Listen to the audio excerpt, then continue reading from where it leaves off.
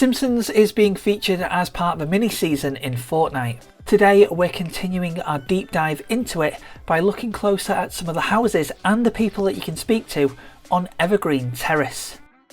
There's a fair few houses in this P.O.I, which is located on the west side of the map. We're going to feature those briefly in this deep dive, but the main focus will be on the Simpsons, the Flanders and the Van Houten residents.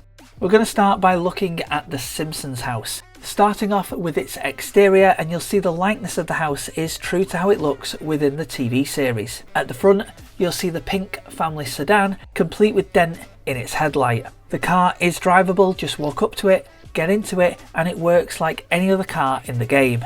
Around the back of the house, you'll see a little hutch for Santa's little helper, the family dog, but the dog doesn't feature within Simpsons Fortnite. You'll also see the swing set and Bart's treehouse. And yes, you can go into the treehouse. Just jump up and mantle and you should be able to get inside of it. If you're playing with a full 4-person squad, it looks small, but all 4 people can get up here at the same time.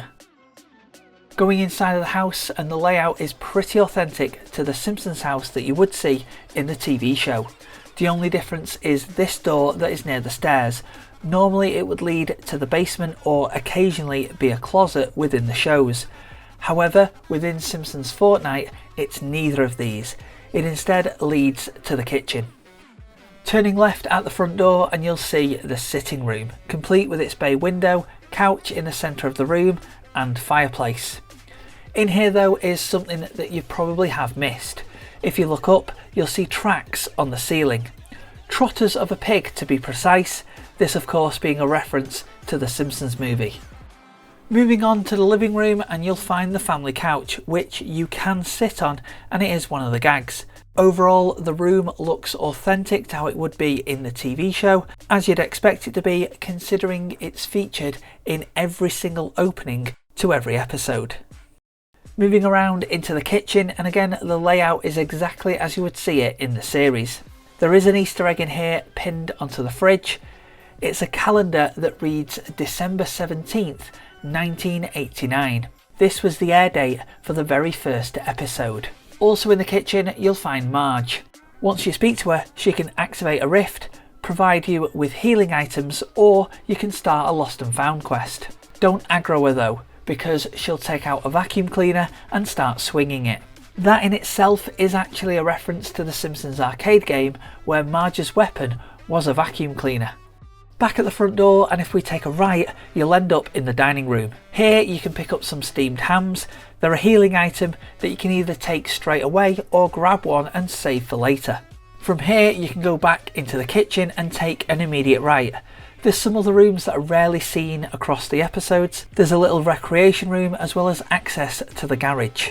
Upstairs you'll find Bart's, Lisa's, Maggie's as well as Homer and Marge's bedroom, which has a connected bathroom.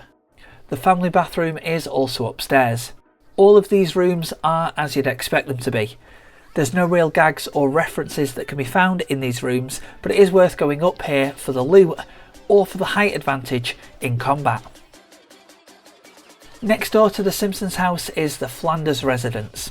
The room layouts in terms of an overall floor plan are near identical. However, certain rooms are in slightly different places. For example, on the left hand side of the house, Flanders has one long sitting room instead of it being split into a sitting room and a living room. At the back of his house, instead of it being a kitchen like in the Simpsons house, this is his living room. The dining room is to the right hand side as you enter, but it's a bit narrower, with the kitchen being an offshoot of this, but also being accessible from the back of the property. The garage is accessible from here, and you can get to it by opening this door in the kitchen. The Ned Flanders NPC can be found in one of the downstairs rooms. Occasionally though, he can be found outside. Go up to him, talk to him, and he'll give you 3 options. Either a healing item, the opening of a rift, or you can talk to him about anomalies. Aggroing Ned Flanders and he'll attack you with ski poles. Back at the front door now, and we can see on the left hand side near the stairs there's a picture of Maud, as well as portraits of Ned, Rod and Todd and Mrs Crabapple.